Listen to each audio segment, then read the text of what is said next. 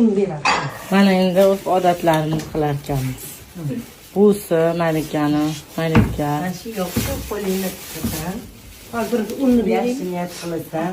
Yog'liq bo'lsin hayotimiz. Mana shu xonadonga baxt olib keling. Mana shu xonadonga yanada baraka olib keling. Hammamiz sog' salomat bo'laylik. Mehrli oqibatli bo'laylik. Endi unga qo'ying. Unga. Yuzimiz hamisha yorug' bo'lsin. Unday oq bo'laylik. Unday boshliq bo'laylik. Mana shu o'ylarda yayrab yashning, yaxshi farzandlar bersin Xudoyim.